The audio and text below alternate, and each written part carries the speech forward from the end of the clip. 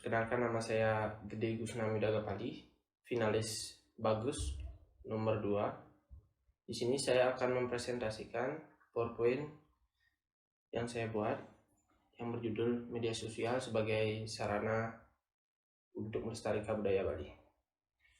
Next.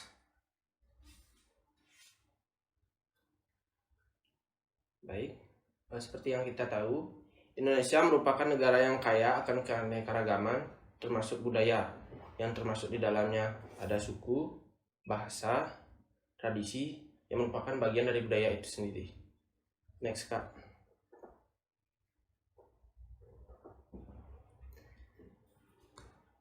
Bali merupakan salah satu bagian dari negara Kesatuan Republik Indonesia yang merupakan daerah yang masih kental akan tradisi dan budayanya.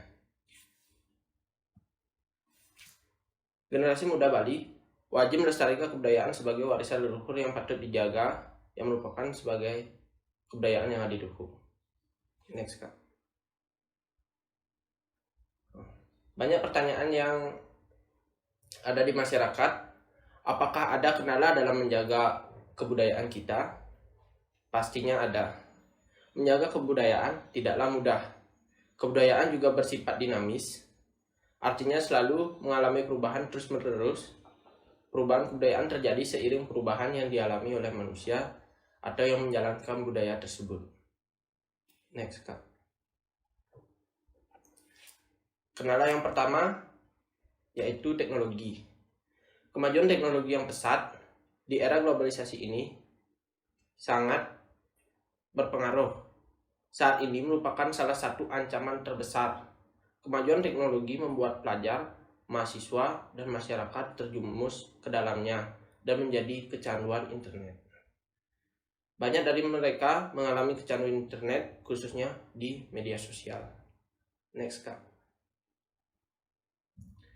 Selain teknologi, penyebaran virus COVID-19 juga menjadi salah satu kendala dan ancaman melestarikan budaya. Kemunculan virus corona di Indonesia pada tahun 2020 yang biasa dikenal dengan sebutan virus COVID-19 telah melumpuhkan aktivitas masyarakat di Indonesia. Pembatasan sosial ditetapkan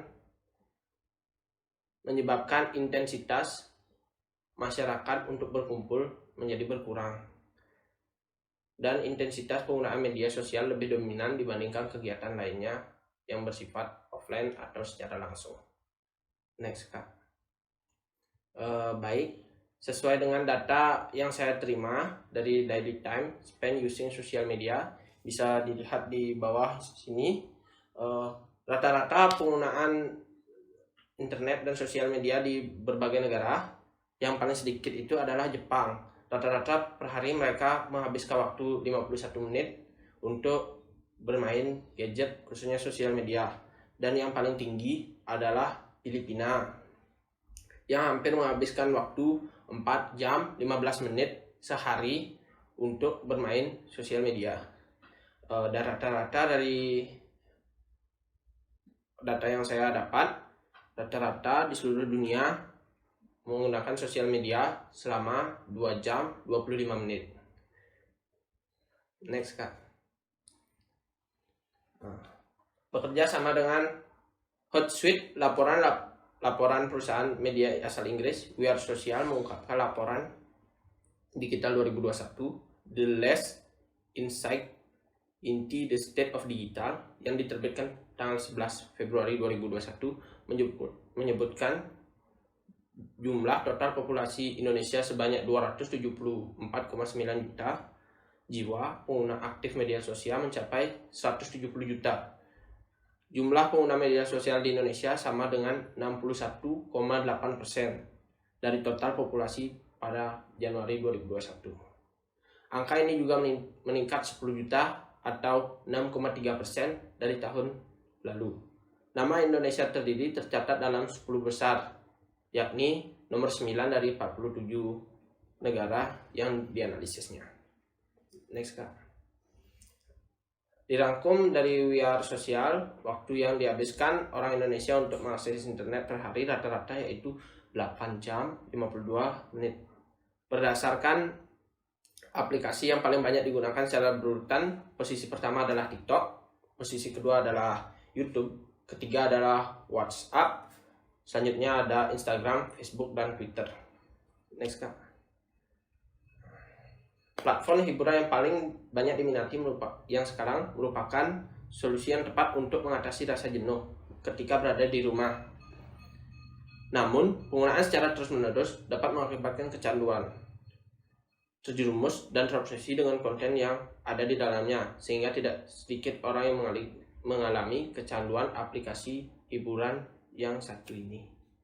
Next, Kak.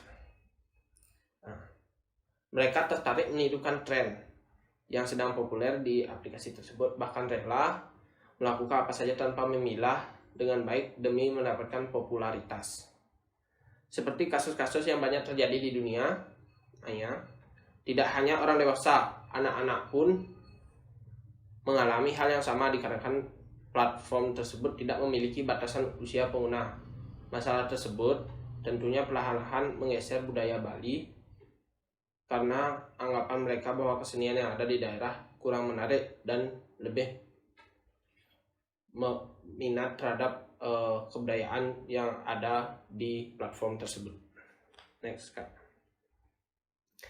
Dalam upaya tetap melestarikan kebudayaan Bali, pihak-pihak tertentu seperti sekolah, instansi, maupun universitas banyak menyelenggarakan kompetensi-kompetensi online yang diadakan di universitas. Berbagai macam kegiatan yang dilaksanakan menyesuaikan UKM masing-masing. Namun, fokus kali ini adalah lomba yang berkaitan dengan seni budaya Bali. Penyelenggaraan kegiatan seni di Universitas Udayana menggunakan sistem daring atau online, mengingat tingkat penyebaran virus COVID-19 saat ini sedang naik. Next, Kak. Berikut adalah kelebihan dan kekurangan kompetensi online. Yang pertama, tidak memerlukan biaya yang besar, jadi dapat menekan anggaran biaya. Yang kedua, hemat waktu. Selanjutnya, ramah lingkungan, tidak mengakibatkan sampah. Selanjutnya, meminimalisir penyebaran virus COVID-19. Dan kekurangannya sedikit perhatian audien karena mungkin ada yang susah diakses, kurangnya minat, dan kurang menarik. Next, Kak.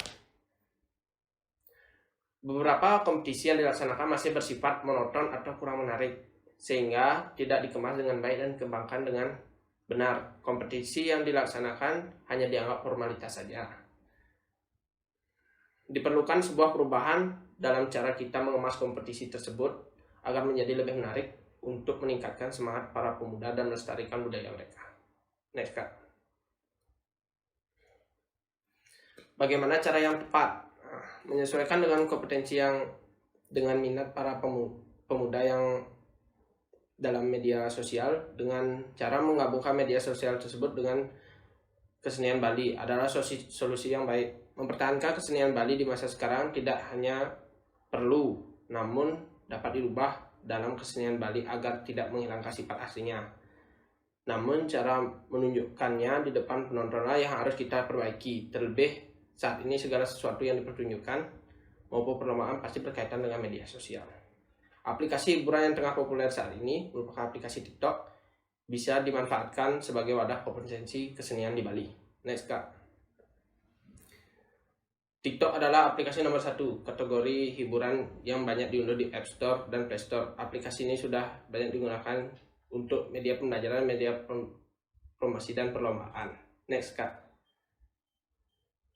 Keunggulan kesenian Bali semakin dikenal di Indonesia dan mancanegara karena kita dapat menguploadnya di seluruh dunia, meningkatkan kreativitas, mengajak pemuda Bali untuk bersama-sama mengembangkan kebudayaan Bali. Next, Kak. Dalam mengatasi masalah ini, kita tidak harus menutup mata terhadap teknologi modern ataupun merasa budaya sendiri lebih bagus atau etnosentrisme.